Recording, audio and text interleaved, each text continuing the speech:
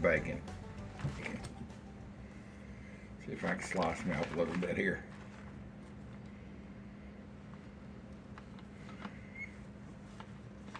I just want some thin slices this morning. I just took it out of the freezer. It's a little bit frozen, but I bet I can knock some of it off.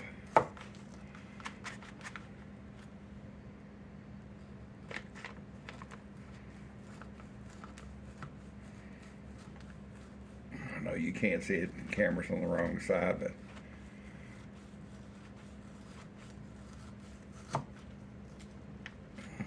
there you go. A couple of slices going down, thin slices.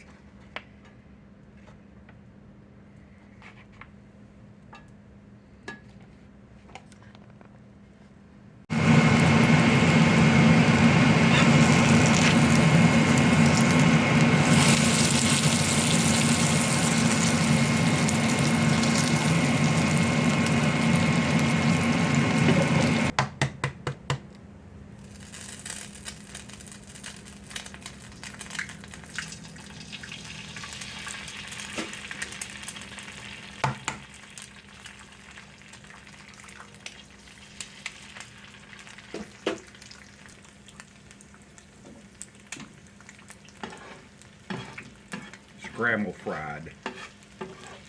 Let them fry a minute.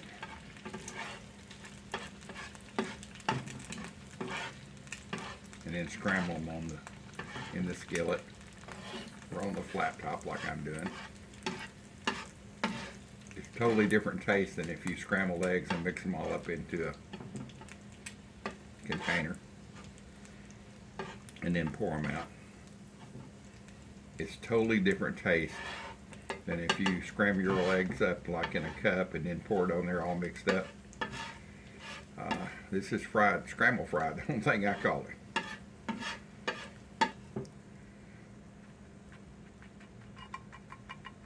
Get in here.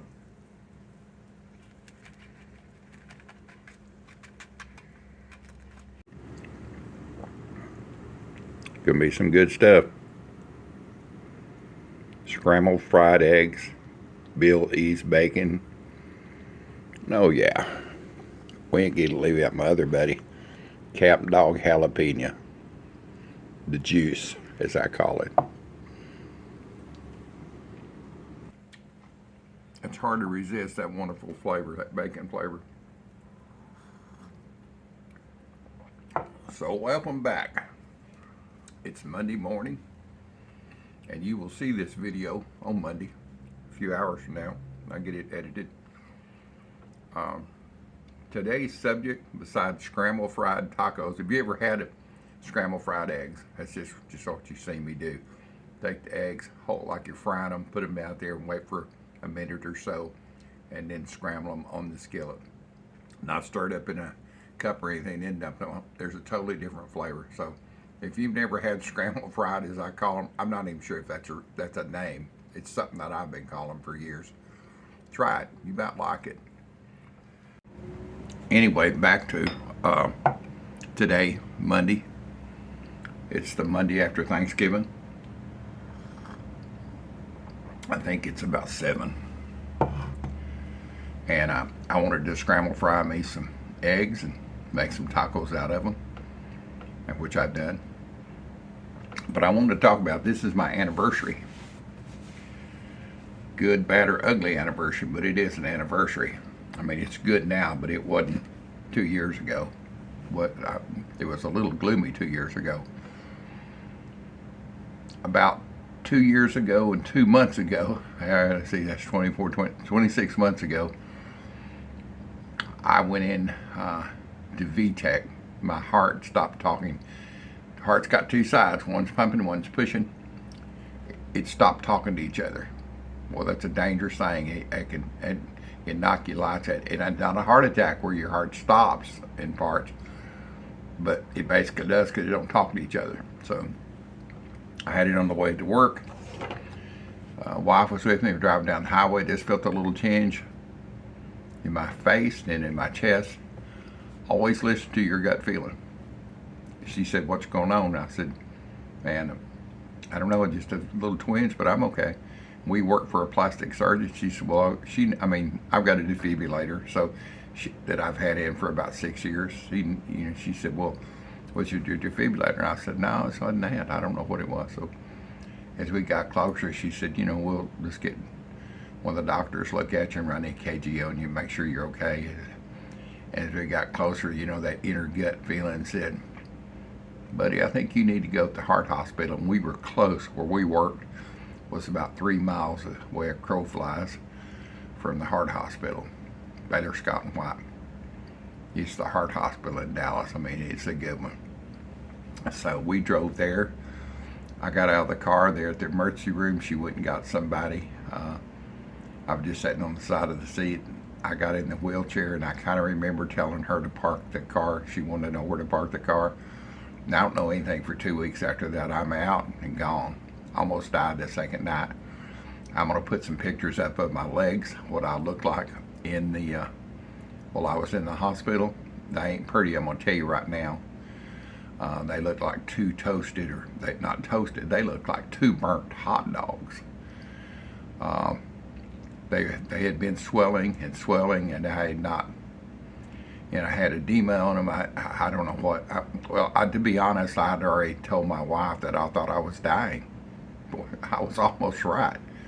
And I'd felt like this a year before this event. And we started making arrangements to sell the property, gave all my guns and part of my fishing stuff away. I was getting prepared. I didn't want her to have to deal with it by herself. So, second night in, they told her, said they didn't know if I was going to make it or not. Know the next morning if my heart was strong enough to go through the evening or not. Well, I guess you see, it was. I'm here. I woke up about 2 weeks later. I guess I had been awake, but I didn't know anything about it. I didn't know if I'd had a heart attack or what was going on. The doctor was talking to me.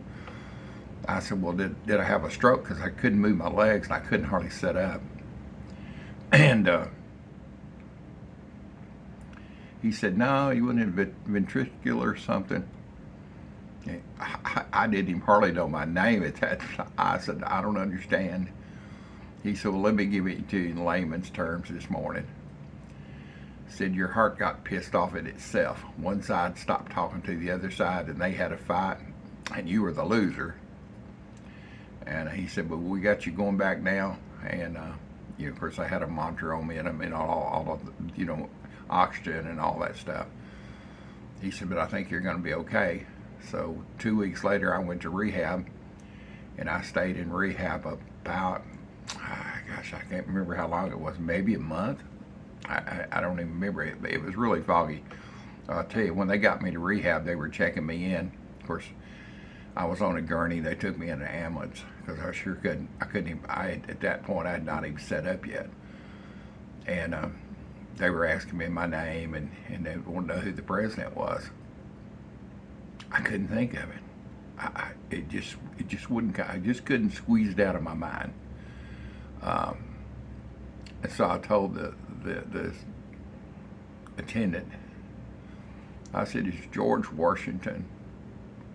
I said, maybe it's Clinton. I started laughing. He said, well, you may not have it right, but I think you're on the right track. But I just couldn't. And I thought, maybe it's George Bush. Heck, I don't know. I had lost the time of year. I'd lost everything. Telling you, I couldn't even set up. So got me all checked in. My rehab started. Started slow. They put me up, got me raised up in bed, which was a hassle. When I went in the hospital, I weighed 485 pounds. Yeah, 485 pounds. I'm 6'2". I've always been a big boy, but never that big. By the time I left rehab, headed home, I was down to 25 or 35 pounds or something like that. I had lost a lot of meat, was gone. So it took them a while to get me on the side of the bed to get me to stand up. Of course, it was just to stand up. They were holding me. I couldn't walk. And then they got me in a wheelchair, and I started doing physical therapy in the mornings and trying to learn to walk again, and I finally got enough that I could I could go on a walker about 5 foot, and then I was just give out at that point, turn around, and it was getting close to Thanksgiving, and they said, we don't know if you're going to be able to make it home at Thanksgiving or not, because they've got these guidelines that you had to test yes or no for, so they'll know you're making, I can't think of it, so they know you're making progress. And I was just kind of wobbling along at that point. And one of the things I needed to do was be able to take a step, and walk I had mastered walking on the walker, but I needed to like step up a stairways. So they tried one afternoon, and I just couldn't get my foot raised up enough. I mean, we're talking 6 inches, whatever a stair step is. I just couldn't do it. I mean, I know this sounds crazy. I've done everything wild and crazy in my life. I've been a bull, power lifted, all that, and I was at my lowest point that I couldn't do that. Hold on.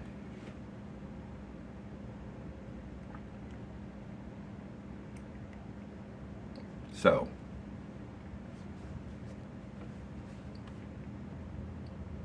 hold on.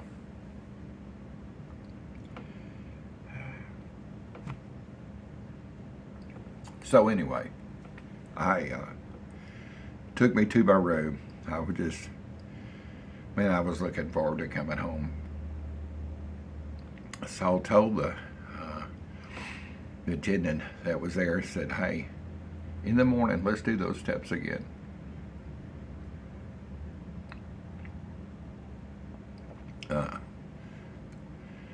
I'm in heart failure. I knew that.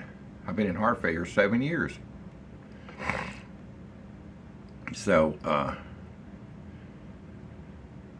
in the evenings, I'm give out. I'm like the gas tank that's out of gas. I just don't have any energy. So I said, let's try that in the morning when I've got some energy. He said, all right. So next morning, man, at 7 o'clock, even before breakfast, they came down and said, hey, you want to go down and work out a little bit and try those steps again? I said, yeah. So a guy named Moki, and I can't remember the nurse's name or his tech, or I don't know if she was a nurse or what. I can't remember. We got there, and of course they wheeled me down the wheelchair. It was a long ways. I wasn't walking on a walker all the way that distance. I gave her my phone. I said, I want you to video me taking. I'm going to take one step. I'm going to reach down.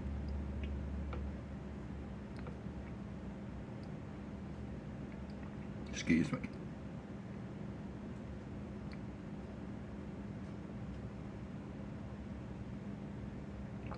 I'm so sorry. Oh, man. Anyway, I'm going to reach down into my soul, and I'm going to go up one step. I remembered back when I was 11 years old. I was at a rodeo. My older cousin was driving. He was riding junior bull. He was riding junior broncs. That's what he was doing. And I was in the stands. I was raised on a ranch. We used to ride our steers and cows and stuff, but never a bull. And I don't know how the conversation come up, but my dad and 2 uncles were there, and they said, I bet you won't go ride one of those. And I said, yeah, I will. Don't bet me, because I'll say, hold my beer, I got this. Been like that all my life. So they bet me I wouldn't go ride this bull, and they paid my insurance, and one of them bet me $5, another $5, maybe $10, I don't know. It was going to be like $25 of money. That's a lot of money back in the 60s, man. I'm telling you, that was 64. And to a kid 11 years old, that's like, man, that was a gold mine. So I had always wore boots. I borrowed chaps, borrowed a Reagan from this old boy. They got me signed up, paid my entry fee, and I picked the biggest Bramer they had. My luck, I drew. He was black and white and no pictures of it. I wish there was. What you think of Bramer bull? Had stubby horns, maybe 4 or 5 inches, and a big hump, and I crawled down on him, and I won't lie, man, I was scared to death because I'd already just seen a bull get after a kid out there. So I thought, you know what? He ain't gonna buck me off because I ain't letting go of this damn thing. I'm hanging on. So, and I did. I rode that bull the whole 8 seconds. And then when I got ready to come off of him, I thought, well, what am I going to do now? I thought, well, I know, just let go. And luckily, I let go, and it flipped me in the air, and I landed on my feet, and I looked at my dad and uncles over there, and put my arms up like that. Yeah, like, how do you like me now? Just by luck that it wasn't sure planned that way. But anyway, that got me on my life. Started riding bulls. So I ain't never been scared of anything. I ain't really never had anything whip me, but this heart event whipped me down. So I gave my phone to the girl. She said, "I work it," and I showed her, and she started videoing. I said, I just want to go up one step. I want to document this, that I can do it. So I reached down really low, and they had handrails. And I've got a video, and I'll put that up here in just a second of me doing this. And it was 2 years ago, 2 years ago and 5 days ago, when I took the step up the stairs and made that trek. And buddy, I made the first one. I was slow. I had lost about 100 pounds at that time, but each step was like me climbing down on that bull.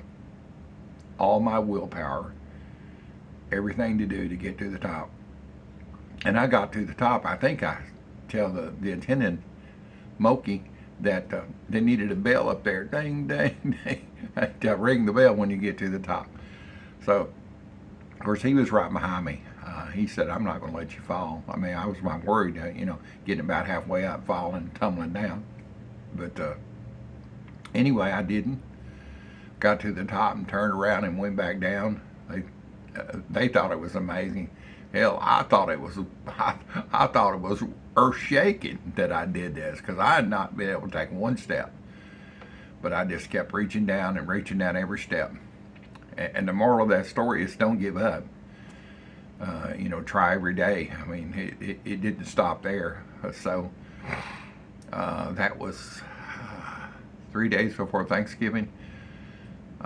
Thanksgiving Day, we had my wife come over, and we had Thanksgiving in rehab, and they had great food, and they scheduled me to go home the Sunday after rehab. So it's been 2 years and 1 day anniversary since I came home, and the rest of it, I started cooking. We bought an air fryer to share for Christmas, and I started making videos in it, putting it on YouTube, and the rest is history. 18 months. It's been a fun ride. I'm walking still. I still don't walk fast, but I'm walking, and it's better than minute, because when they sent me home, they said, "You're going to be in a wheelchair the rest of your life," because I couldn't walk very far. But I had a new wheelchair. It was a Power Assist. They sent it over. I forget what the cost. It was a lot. I never use it. It sat in my room for a long time, and we called the company back, and they said, "Yeah, we'll come get it," and no problem. So I wasn't charged for it. They came and got that Power Assist. I don't know how it worked or anything about it. Well, I had tested one out in rehab, and my regular wheelchair they sent me home with, it's in the garage in my storage unit, in the storage unit in the garage. So anyway, just never give up. There's always a little bit more you can step, a little bit. You step a little bit higher, step a little bit longer. Just keep on trying. That's the moral to my story, and I've been doing this all of my life. I was in the hospital one time, hit a car on a motorcycle. I stayed in a body cast for about 5 months, and so First day of summer between my junior and senior years. Not a fun time, but I made it. I mean, I had a body cast from my chest all the way down, came around my hips and went down one leg. My right leg is the one that hit the car and just broke it, shattered it in pieces. And steel screws and plates in it. And, you know, they weren't sure if I'd ever really walk very good. And I walked on crutches, went to school on crutches, and I made it. I'll see if I can find some pictures of me doing that. And actually went into service even with that bad of an injury. I passed my physical to go in the U.S. Army in the 70s. So, yeah, don't ever give up. Don't ever say I can't do it, because you can if you keep on. And that's really what my channel is about, persistence and never giving up. So I'll run the video now of me going up the stairs and some pictures of my legs. If you don't want to see roasted, toasted, big sausages, don't look at those. Shut your eyes when those pictures are rolling across. I'll voice over those and tell you what's coming on those. So anyway, thanks for being back here on my anniversary. And I'm gonna have a taste. Excuse me. I'm gonna have a taste of my tacos, my scrambled-fried tacos with my Camp Dog jalapeno.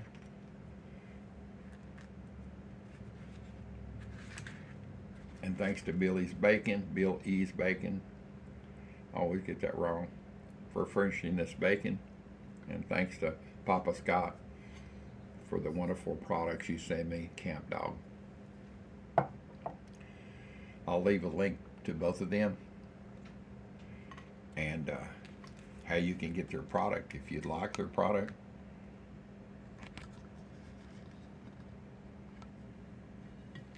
They're both really good, great guys.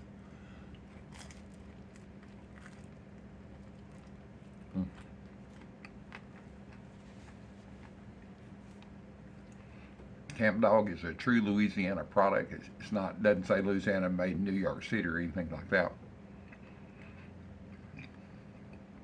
And Billy's Bacon is made in LA, yeah, Lower Alabama, at Fairhope. So thanks for being back here with me on my Monday morning chat. Easy for me to say with a mouthful of tacos. And never give up, never stop trying. We'll catch you on the next video. Have a wonderful holiday season. Old Luke's out of here.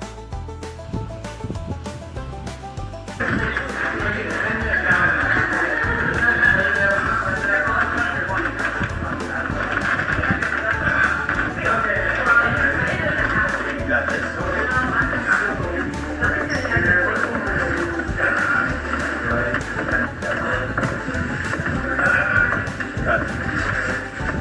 Get up here. Turn. Do a little standing arch break, okay? You lean up against the wall? Okay.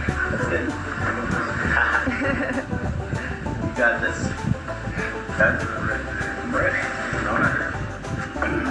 As you're coming down, if you need to sit down, you can. Alright. So what you're doing a couple steps, you back down? Huh? Yeah, backing down is fine. Yeah, but normally when you go up, you're just going up. So, okay. You know what I mean? Yeah.